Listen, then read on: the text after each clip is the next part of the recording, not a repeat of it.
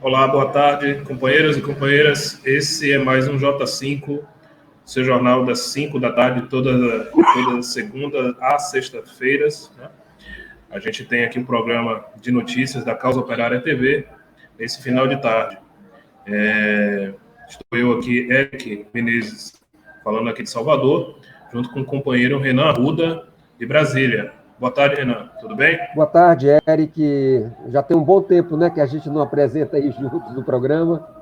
Boa tarde aí ao pessoal que está com a gente aí nessa sexta-feira à tarde e também quem vai assistir ainda o programa nas próximas horas.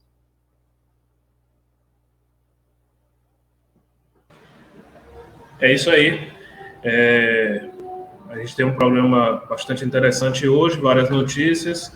Antes disso, antes da gente começar a nossa pauta regular aqui, vamos fazer os nossos anúncios. É importante a participação de todos vocês que estão assistindo o programa, né? Compartilhar o nosso link, o link do programa, curtir o canal aí da Causa Operária TV, se tornar um membro, né? É uma forma de você contribuir para a nossa imprensa revolucionária, independente do monopólio da burguesia, né, da imprensa burguesa, e a gente convoca aí todos os nossos espectadores, né, todos apoiarem, né, financeiramente essa iniciativa da Causa Operária TV, que é fundamental para trazer uma política marxista, né, uma análise dos fatos, dos acontecimentos e informação de verdade para os trabalhadores brasileiros.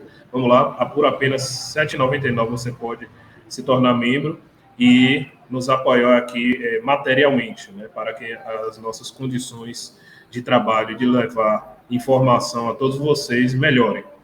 Bom, a gente tem uma programação extensa também. Fique por aí, mande sua mensagem, mande seu super sticker, né? Depois do programa J5, a gente tem outros programas. Já se programe para ficar aí sentadinho e acompanhando a COTV noite adentro, ok? Mande sua mensagem, que a gente vai ler aqui, e interaja conosco. Vamos lá, vamos começar aqui mais esse J5, trazer as notícias de hoje, que passam principalmente aí pela pauta política, né? Temas importantes têm acontecido no dia de hoje, entre ontem e hoje, né? Como a questão da vacinação, né? A questão da pandemia, a prisão do Roberto Jefferson aí, que news aí pelo STF, né? E vamos dizer assim, os problemas diários, né? Com o governo Bolsonaro. Vamos detalhar aqui. Então vamos lá. A primeira notícia que a gente traz é a questão, exatamente aí falando de dois políticos aí de Brasília, né? A primeira é a deputada federal Joyce Hasselmann, né? Uma bolsonarista que agora quer pousar de arrependida, né? Mas todo mundo acompanhou aí nos últimos dias. Teve um episódio aí meio esdrúxulo, né? De que ela denunciou, foi a polícia denunciar que tinha sofrido uma lesão, tinha sofrido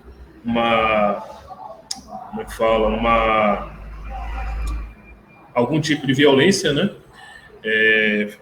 Estava com hematomas e tudo mais, e fez esse registro, fez uma ocorrência, né? Na polícia e abriu uma investigação, né? Nesse episódio, tem umas 2 semanas mais ou menos, ela estava em casa, né? Segundo ela própria, estava em casa e não teria sido nada uma briga entre o marido, etc, né? Então ficou uma coisa muito esquisita, né? Ou seja, ela apareceu do nada com lesões no rosto, aparece nos braços também, e não sabia dizer de onde tinha vindo, que estava dormindo e que do nada apareceram aquilo, né? Apareceram essas lesões aí. Ela deu muita entrevista, apareceu na imprensa com uma história muito estranha, né? E efetivamente que a polícia Civil, né, do Distrito Federal concluiu pelo menos o relatório, né, da investigação, dizendo que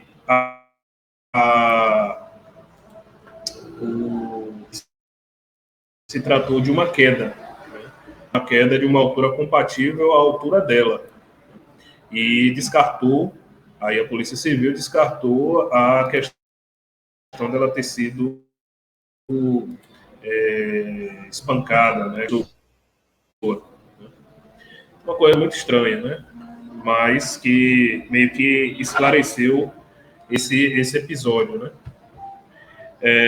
Lógico que a gente sabe que a polícia não merece muita confiança sobre isso aí, e muito menos uma deputada bolsonarista, né?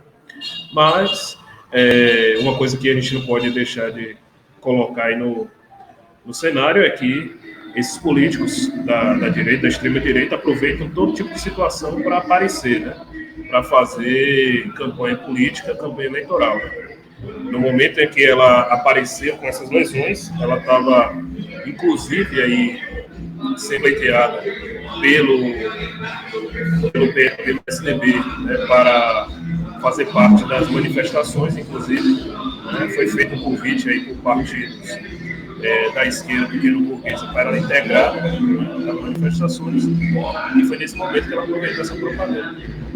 Vou passar para o companheiro Renan e comentar um pouco isso aí, essa situação.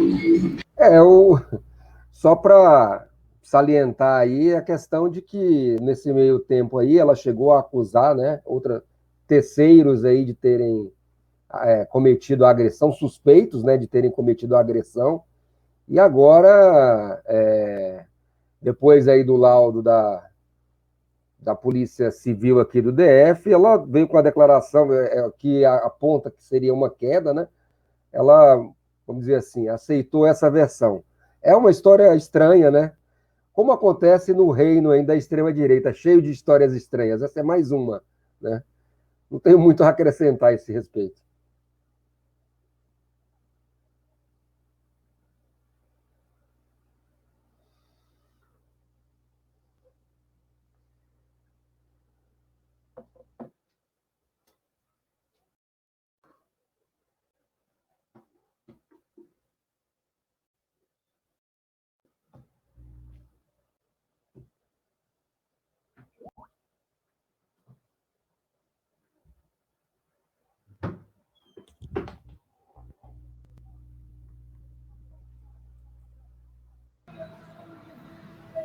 Pronto, a gente não está ajudando a internet privatizada aí, o PSDB não está ajudando.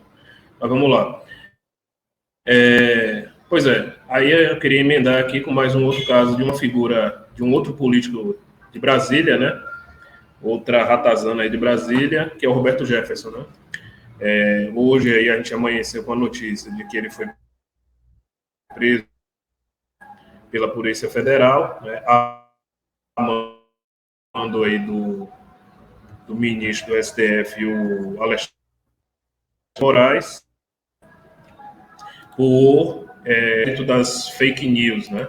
E a democracia, né? O atentado às instituições democráticas. Essas investigações estão sendo tocadas aí pelo STF e ele foi detido hoje, inclusive sob o argumento de criação, né? Milícia virtual. É mais uma aberração aí da justiça brasileira, né? Porque no final das contas, eu acho que o principal que a gente coloca aqui foi muito falado aí pela imprensa burguesa hoje, esse fato, trazendo de volta aí quem é Roberto Jefferson, essa coisa toda, né? Já foi preso lá atrás, em 2015, né, 2014, 2015, no âmbito do Mensalão, da história do Mensalão, e continua extrema-direita, né, aproveitando a onda bolsonarista, mas efetivamente o que a gente vê é que ele está fazendo discurso, né? Está fazendo exatamente demagogia. Aparece aí portando arma, etc e tal. É estranho a gente tudo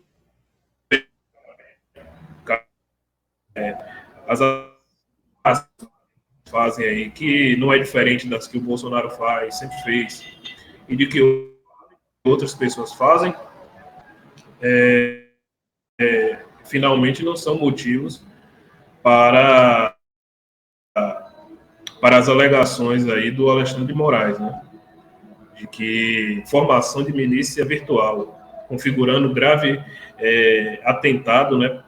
Podendo configurar grave atentado às instituições democráticas. É mais um...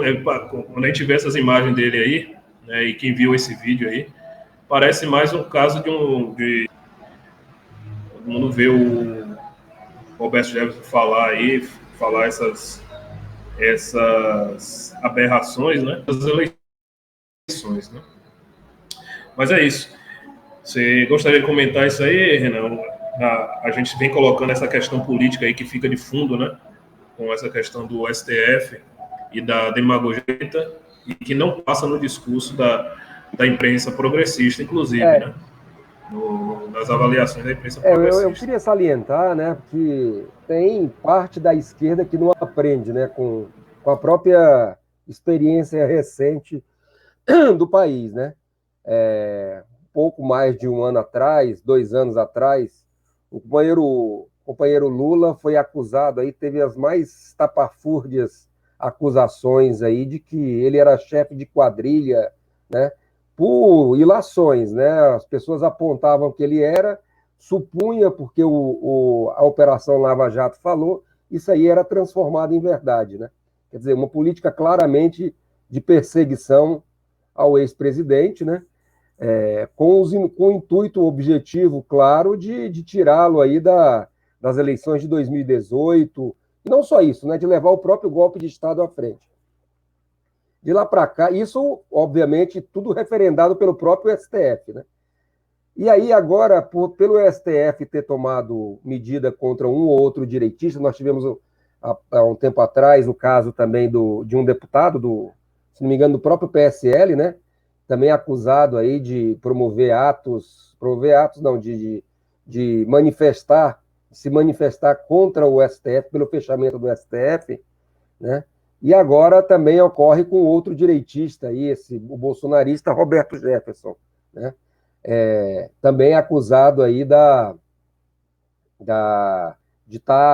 de fazer parte, eu estava vendo aqui no despacho do Alexandre de Moraes, ele é acusado de fazer parte de uma possível organização criminosa que busca desestabilizar as instituições republicanas, isso aí por meio das redes sociais, etc, etc, etc e tal. Quer dizer, aqui é o problema assim, você não pode falar nada, né? Então, é bom salientar isso aí, porque eu já estava vendo hoje nas redes, nós, obviamente, do PCO, denunciamos isso aí, denunciamos a ditadura do STF, né? Isso aí é uma medida arbitrária, né? Contra o direito aí da livre manifestação das pessoas, independentemente de qual credo, de qual política a pessoa defenda. A gente não pode ter uma política para um, outra política para outro, né? Nós não podemos defender para a esquerda uma coisa e dizer que para a extrema-direita é permitido, né, a cassação. Isso aí seria um absurdo, né? Então, já foi colocado aí, né, tem muita gente levantando essa questão, de que para o Roberto Jefferson vale tudo, né?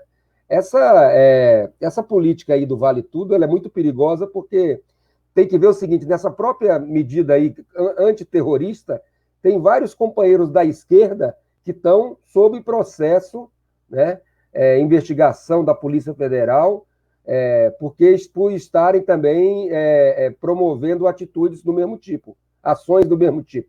Nós temos o caso lá dos companheiros recente aqui lá de Uberlândia, se não me engano. O rapaz fez uma brincadeira no Zap aí, o Bolsonaro ia fazer lá uma manifestação, fez uma brincadeira no Zap, dando a entender que iria ter um acerto de conta com o Bolsonaro, né? Está respondendo o processo por isso, né? Nós temos o caso até aqui do companheiro Rodrigo Pilha, de Brasília, embora o motivo da prisão dele, da perseguição, teria sido outro, né? Mas a gente sabe que por trás está justamente a Lei de Segurança Nacional. Enfim, são tudo medidas arbitrárias que estão sendo tomadas contra... Se hoje está tendo essa, vamos dizer assim, um foco na extrema-direita, e a gente sabe muito bem onde que está o cerne disso aí, né? Vamos fazer uma pequena ligação. O Alexandre Moraes é ligado ao PSDB de São Paulo, a nada mais, nada menos que o João Dória. A terceira via está sendo aí, né, levantada, né, pelos golpistas de 2016 e que visa, obviamente, ocupar um espaço aí do Bolsonaro. Então, atacar um aliado do Bolsonaro, obviamente, serve a essa política, né? Então, nada mais, é tudo uma questão de interesse que está por trás disso, mais uma questão que está por trás disso, né? É de levantar a figura do João Dória, um cara tão ou mais direitista até do que o próprio Bolsonaro, né?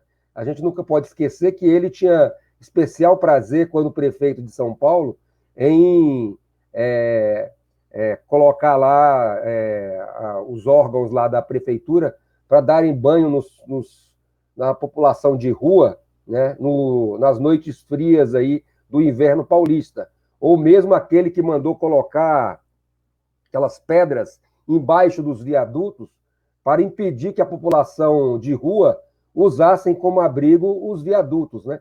Quer dizer, se isso não é fascismo, né? O que também seria, né? Então a gente tem que ter muito cuidado com essa vibração. Ficou uma coisa, a gente tem, obviamente, o Bolsonaro é tudo que é, né? Mas o Bolsonaro ele não está aí, não é um fenômeno isolado. O Bolsonaro foi colocado aí justamente por esses hoje que estão levantando a bola, por exemplo, do próprio João Dória, né? Eles são os pais do Bolsonaro. Então não dá para dizer que o pai é menos ruim, é o mal menor do que o filho. Todo mundo está no mesmo barco, né? Eles estão juntos, estão aí em divergência, tem aí uma disputa, Mas vamos ter claro, se eles não conseguirem viabilizar a terceira via, o Bolsonaro vai ser o candidato da terceira via. Então essas medidas aí, na verdade, que é aplaudido por parte da esquerda, né? Amanhã, quando se trata da direita, obviamente, tem tudo a ver com problema de interesses políticos, etc, etc. Quando se voltar contra a esquerda, como já se voltou, né, o problema vai ser muito mais grave, né? Óbvio, né? Então, a gente tem que ficar alerta a esse tipo de endeusamento, né, que se dá às medidas do STF, como, por exemplo, a própria questão que nós vivemos agora com relação ao voto impresso, né? Quer dizer, veja bem, eu cito aqui o próprio governo Lula, né, tentou aprovar uma lei que colocasse o problema do voto impresso, né? Agora, porque essa medida foi colocada pelo Bolsonaro, né, ela virou assim um motivo de dar um cheque em branco para as instituições do Estado, para o TSE, Tribunal Superior Eleitoral, né, de que isso aí é um órgão absolutamente imparcial, né, íntegro, né? Quer dizer, isso aí quer dizer, aquele mesmo TSE que tirou o Lula das eleições em conluio com o STF, né? Quer dizer, a gente tem que ter mais, acho que a esquerda, né? Os dirigentes da esquerda em particular, né? Deveria, não precisa nem ser um grande conhecedor da história, mas a história recente do país aí está cheio de exemplos, né, do que são os interesses dos golpistas, né, e como eles procuram implementar isso aí. Ou seja, não dá para fazer frente com os golpistas achando que está se destruindo um mal maior. A coisa não é bem por aí. Te devolvo.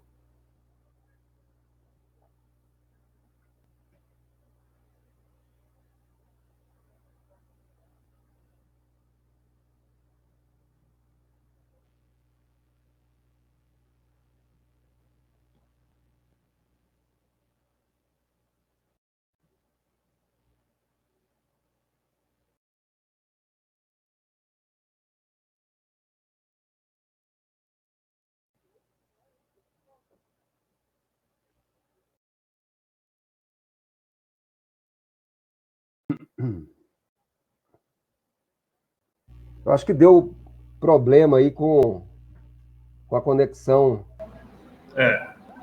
Exatamente. essa questão do STF é totalmente ao contrário do que eles falam, totalmente antidemocrática, né, a ação do STF.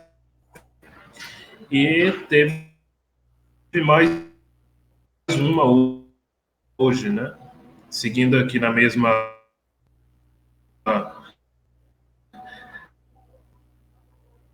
toada, e até sobre a mesma ação deles, é o tal do questão das fake news, né? Que também envolve aí o processo aí do o motivo de eles estarem cometendo essas ilegalidades, né? Esses abusos contra os direitos da população em geral, como você bem coloca, não é questão de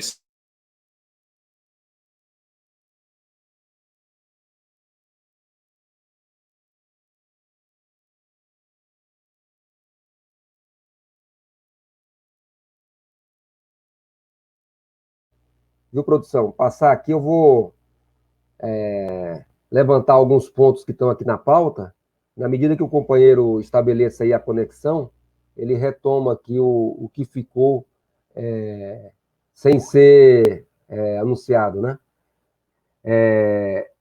Eu queria começar aqui, vamos ver, falando sobre o Talibã, né?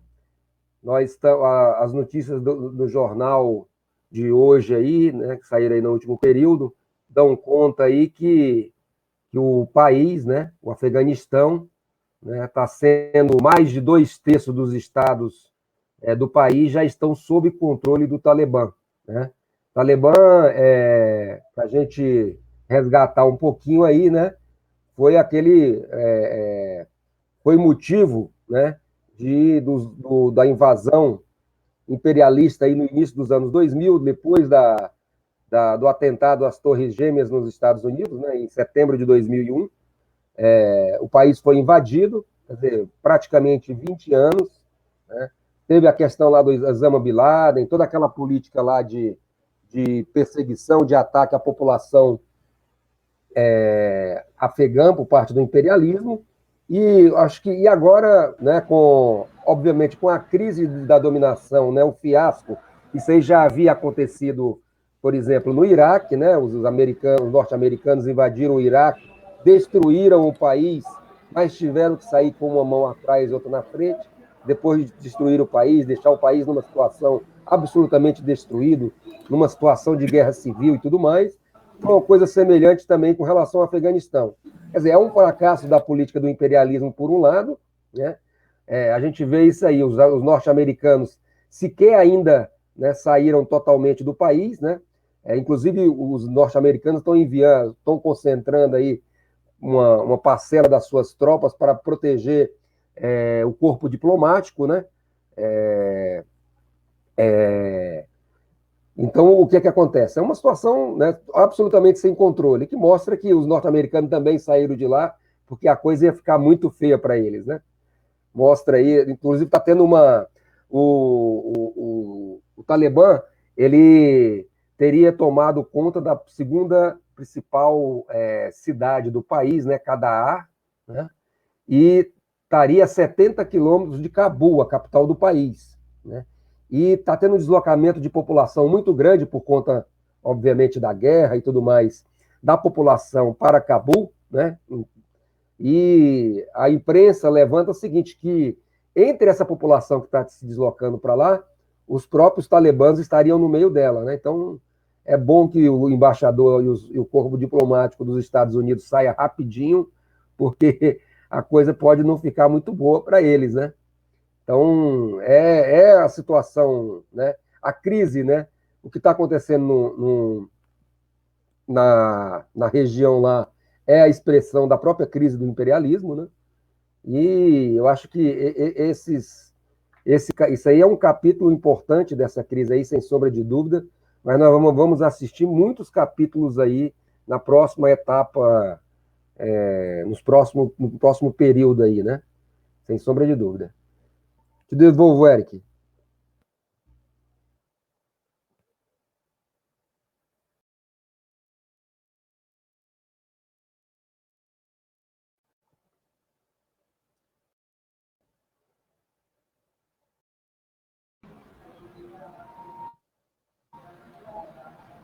Bom, será que você consegue me usando aqui a internet para mim?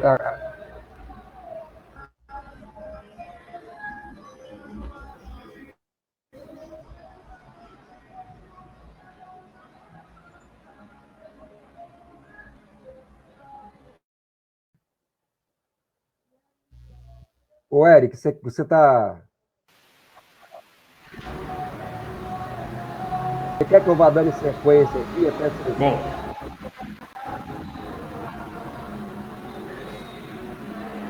Bom, não sei se está dando para. Se está dando para me ouvir aí, a gente consegue tocar.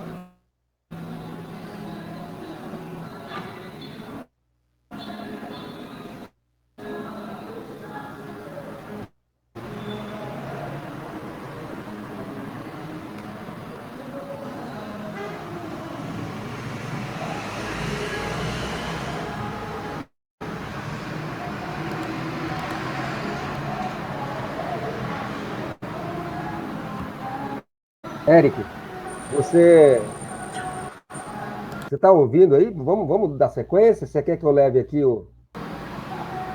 Tô te ouvindo. Então, eu dei aqui a notícia sobre o Afeganistão, né? Pela pauta aqui que eu estou vendo, a gente entraria agora na discussão dos atos do dia 18. É isso? Isso. Só sobre. Bom, é isso. A gente viu. Tava com problema de conexão aqui, mas eu tava vendo as imagens aí do programa. Essa questão do Afeganistão, a gente viu as imagens aí, só destacar um ponto, né? Que existem vários setores da população aí atuando junto com o Talibã, né?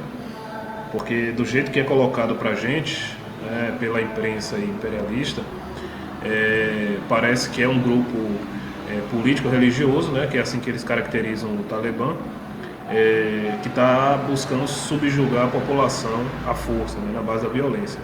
Só que não é bem assim, né, principalmente nesse momento. Para a gente não entrar numa caracterização longa aqui do Talibã e da questão lá, mas nesse momento, principalmente, setores importantes da população estão lutando contra a invasão dos Estados Unidos, né, que estão aí, completou quase 20 anos aí, né, lá no país, e o povo não aguenta mais. E tem pessoas, você viu nas imagens aí, não é nenhum extraterrestre, não é nenhuma figura de outro mundo, são pessoas normais que estão lá com uma vestimenta para um combate, com armas na mão, buscando expulsar o inimigo aí, né? Que no caso é o imperialismo. Bom, essa questão, Renan, dos atos, né? Como a gente está comentando aqui, o PCO, junto com os comitês de luta, né, e os ativistas aí, outros comitês do PT também, os setores mais ativos, mas principalmente o PCO, tem tocado uma ampla campanha de convocação durante toda a semana, né, do ato do próximo dia 18 contra a reforma administrativa, né, a PEC da reforma administrativa, que ataca aí duramente os servidores públicos em nível estadual, federal e municipal, mas também todos os trabalhadores, né? Como a gente tem dito, essa PEC vai buscar rebaixar as condições dos trabalhadores em geral, né? Também a privatização está na ordem do dia e a gente tem feito uma ampla convocação, né? Só que a gente não tem visto que os demais setores aí que integram, principalmente a frente fora Bolsonaro, né? Que é aí até onde se sabe, né? Formada por todos os partidos da esquerda, né? Pelos movimentos sociais, né? E por demais organizações aí da esquerda, dos trabalhadores, pela derrubada do governo ilegítimo, né, do Bolsonaro. Então, foi deliberado o dia 18 como um dia de manifestação, né, pelo Fora Bolsonaro e contra a reforma administrativa. Isso foi definido no final do mês passado já, numa reunião aí na frente, só que não está sendo respeitado, né? Ou seja, foi aprovado, mas de fato a gente não está vendo aí os setores que integram a frente fazendo a convocação, né, fazendo realmente o trabalho de mobilizar a população em torno do ato. E principalmente existem diversas cidades que ainda não estão com atos marcados, né? É um problema central aí no momento. Eu queria tomar um tempinho aqui rapidamente para a gente ler aqui a nota oficial do partido, que o partido tirou na noite desta quinta-feira, né, 12, sobre essa situação. Né? A nota pode ser lida aí no Diário da Causa Operária e nos demais sociais também. E ela diz o seguinte, né? Primeiro é endereçada às organizações do movimento Fora Bolsonaro. Faltando 6 dias para o dia 18 de agosto, deliberado como data para a nova jornada de mobilizações da luta pelo Fora Bolsonaro, em sua última reunião, nenhuma convocação foi feita para as mobilizações. Nenhum ato foi convocado e vários grupos se dedicaram a divulgar outra data,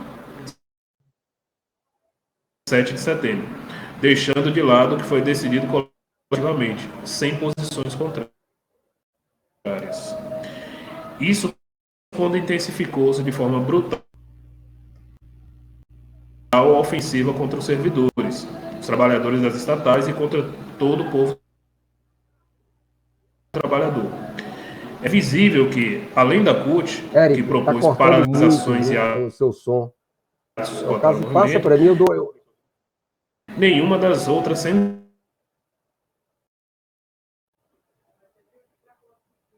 entre aspas, talvez não por coincidência, da reforma administrativa.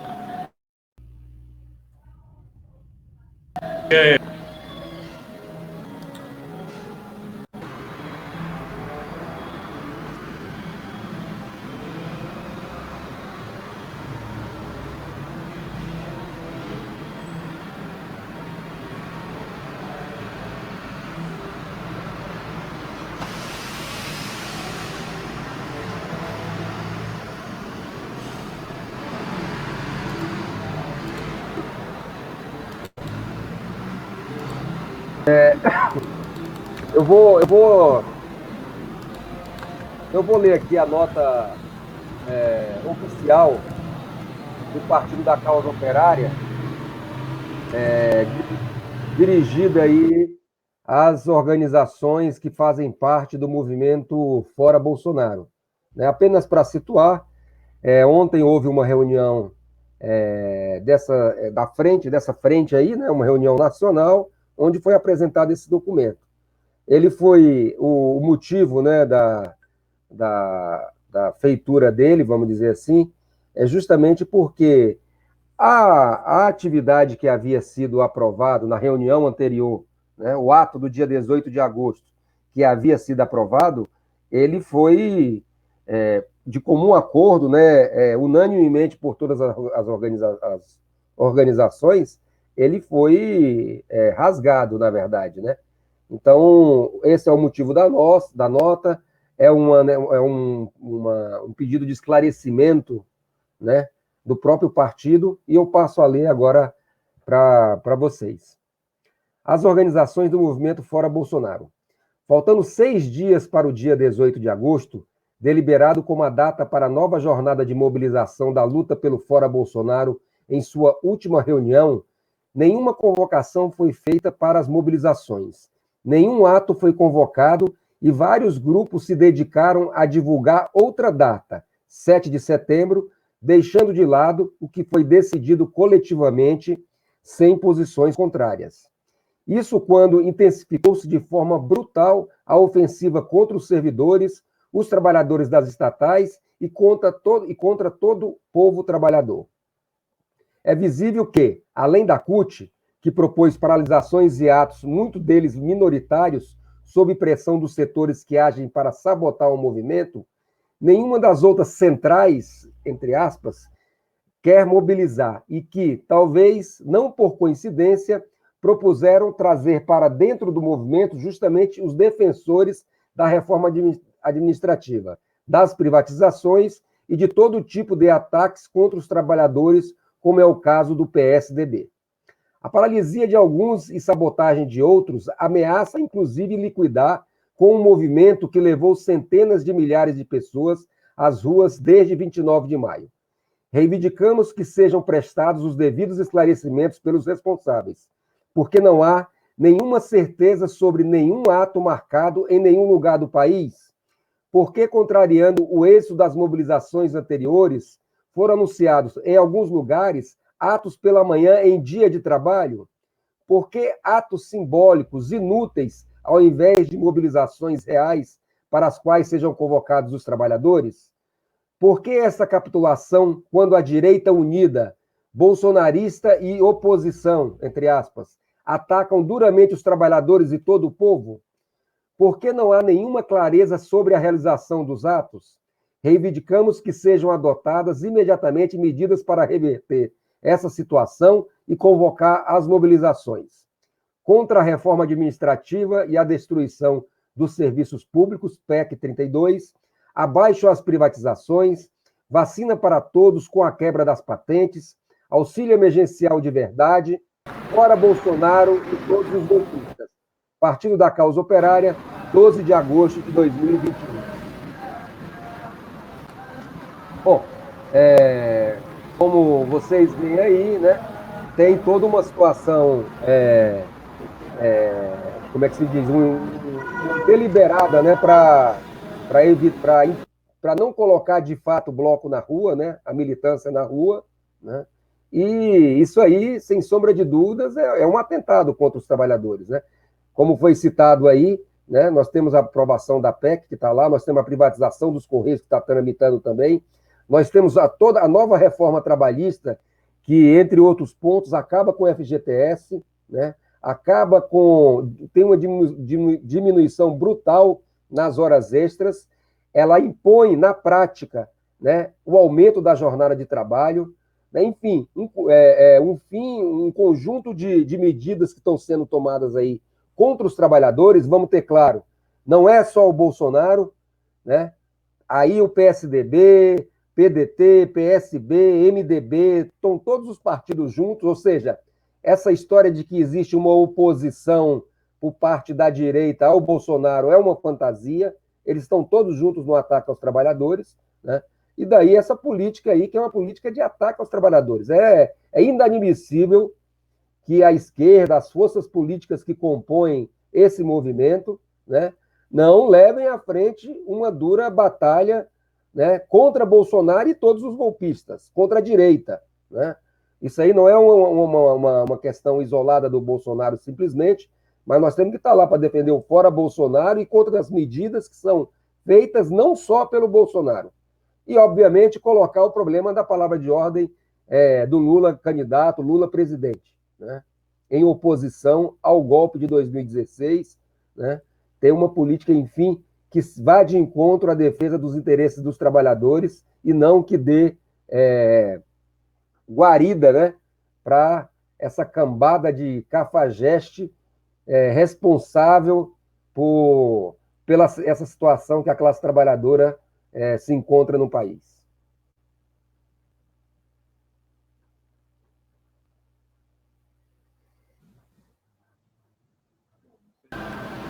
Bom, não sei se você não conseguiu me ouvir.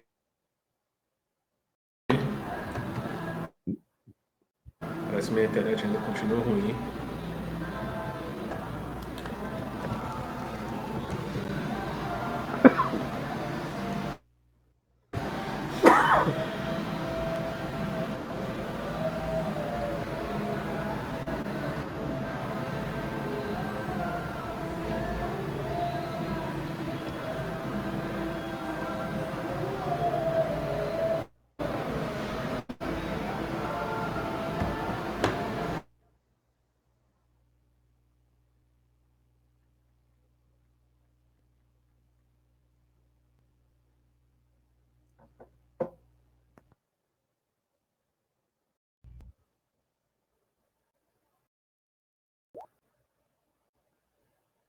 O Eric, eu...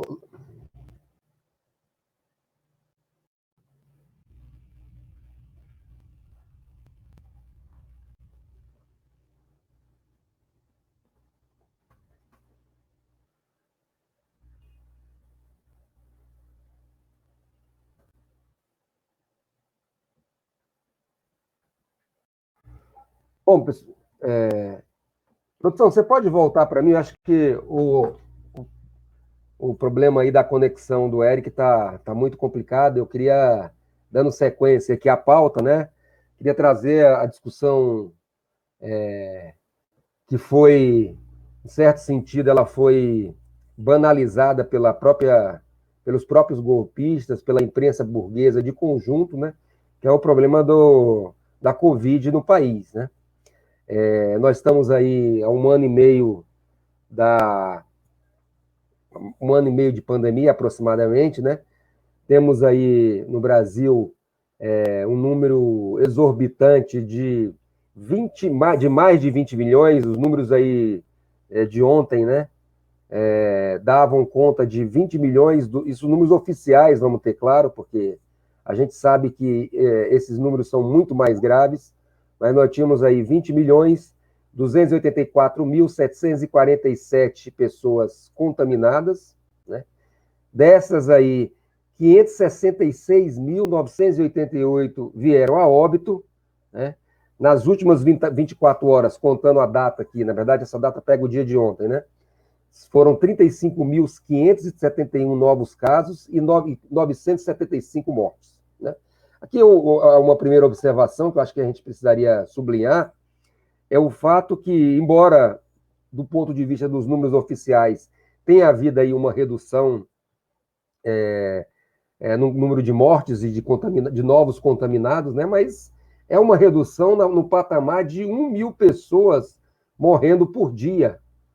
Quer dizer, é uma coisa assim, uma verdadeira chacina diária que o país vive aí, né? Enquanto isso, nós temos o país tem de imunizado, né, ou seja, aquelas pessoas que tomaram aí a segunda dose ou tomaram a dose única, né, que é da Janssen, né? 22,8% da população, 48 milhões de pessoas aproximadamente, um pouco mais de 48 milhões de pessoas, né? Quer dizer, é um número muito aquém da necessidade e o que acontece? Existe aí, antes de entrar nessas observações, nós temos aí um total de, deixa eu ver quantas pessoas tomaram a primeira dose, 160 milhões de doses foram aplicadas, né? 160 milhões. Só que desses aí, 48 milhões estão imunizados, né? Quer dizer, em torno de 120 milhões de pessoas aí tomaram a primeira dose apenas, né? É uma questão, como eu ia dizendo, o problema é um problema muito grave, porque a pandemia já mostrou isso aí, ela tem um poder, né? O vírus tem um poder de mutação muito grande, e quanto mais a situação perdura, né? O país continua com patamares perdão, elevados de contaminação, maior a probabilidade do país também ser um fator de reprodução aí de novas cepas, né? Na contramão disso aí, os governos estão... nós temos dois problemas. Primeiro, é a absoluta falta de vacinas, né? Nós temos aí no Rio de Janeiro, São Paulo, vários estados que estão aí com a vacinação suspensa, ou mesmo estão aproveitando a sobra das vacinas para aplicar em outras pessoas, em terceiras pessoas, né? Então, muito grave a situação. E temos esses mesmos governos que estão sofrendo isso aí, patrocinando, por exemplo, a volta às aulas, né? Uma política absolutamente de deliberada de genocídio da população, né? A pandemia, obviamente, não está sob controle. Eu estou falando aqui do Distrito Federal. Já são inúmeras as escolas, né, em que as aulas Se quer voltar ou ainda efetivamente, está indo só os professores. Já são várias escolas com contaminação. Existe um repúdio da comunidade escolar contra as voltas às aulas, mas mesmo assim a política dos governantes é impor esse massacre contra a população, né? Quer dizer, é muito grave a situação, a pandemia não tem nada de controlado, e mais do que nunca, agora é óbvio, né? Existe aí uma tentativa dos governantes de encobrir, né? De encobrir essa realidade, né? De mascarar, na verdade, né? E procurar dar aí a aparência de que está tudo bem. Então, festas de Réveillon, Carnaval 2022, né? Então, já é o calendário turístico dos estados em ação, enquanto a população aí está absolutamente desguarnecida. Isso sem contar, né? Muitos países do primeiro mundo já começam, inclusive, a dar a terceira dose da vacina, né? Então, para se ver como a situação no Brasil está muito aquém, né, da necessidade da população e de uma efetiva melhora, né, de uma efetiva, como é que se diz, imunização da população.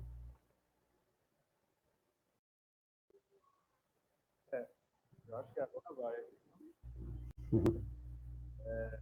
A internet, só para vocês verem como é que a gente está no bairro periférico. Você vê como é a internet, mesmo a cabo, diz que é fibra ótica, quem sabe que não é bem assim, mas, né, em tese a internet cara e tudo mais, e não funciona, né? Um monte de problema. Conectei agora no celular que parece que vai, né? Sobre essa questão da vacinação, né? Todos esses elementos que o companheiro Renan trouxe aí, uma coisa muito assintosa, né? Nessa jogada da burguesia para liberar geral, né? A gente está vivendo um momento que liberou geral as barreiras aí precárias de contenção, né, que foram feitas aí durante o ano de 2020, né? O falso isolamento social, que a classe trabalhadora nunca teve oportunidade aí de realmente fazer nenhum tipo de isolamento. A grande maioria dos trabalhadores trabalhou aí sob condições, inclusive, ainda piores, né? Nos ônibus, nos metrôs, nos locais de trabalho de forma precarizada. E agora, como a onda é abrir tudo, a manipulação dos dados ficou ainda maior, né?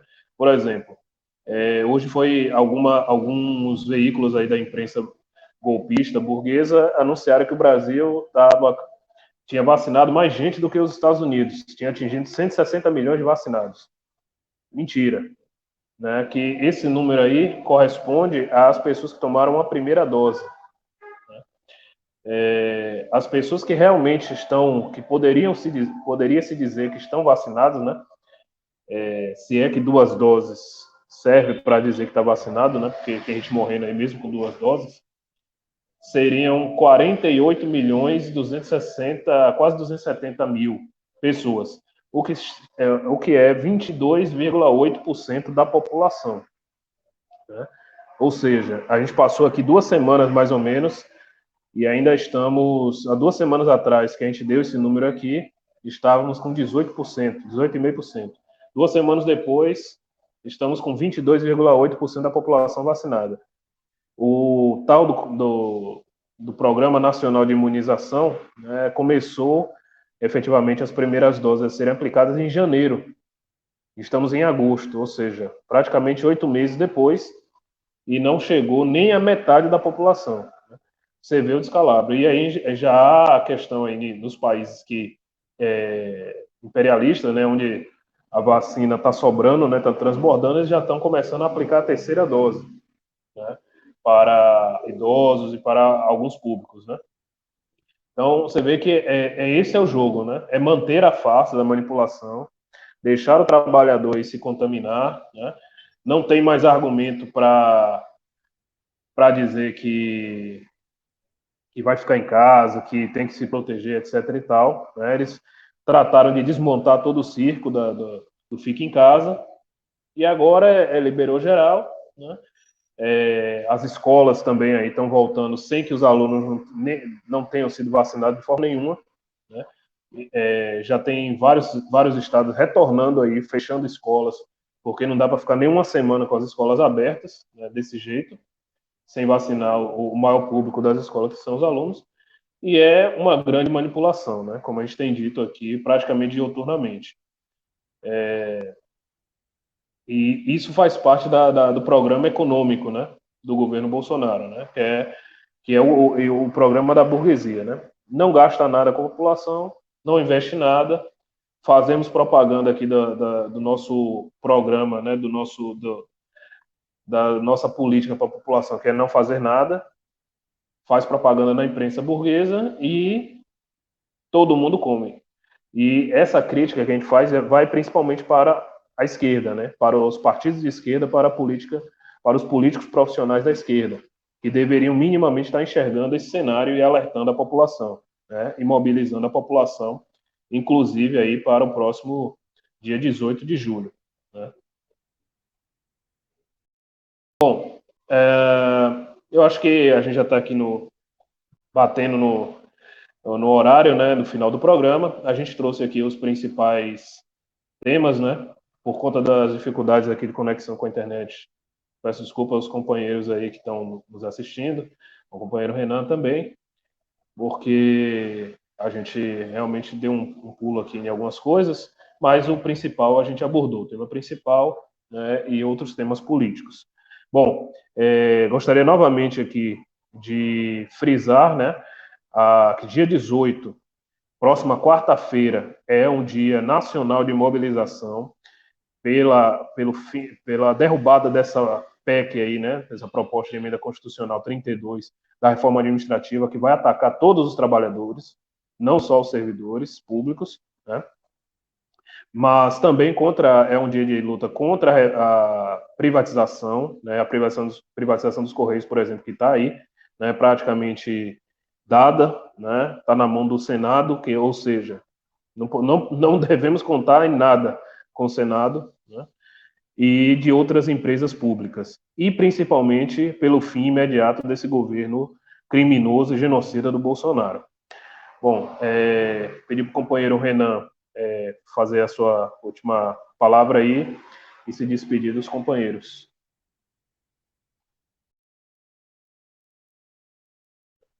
O convite aí para que todos participem aí dos atos da próxima quarta-feira e também aí para ficar ligado na análise política da semana amanhã com o companheiro Rui Costa Pimenta, a partir de meio-dia, né?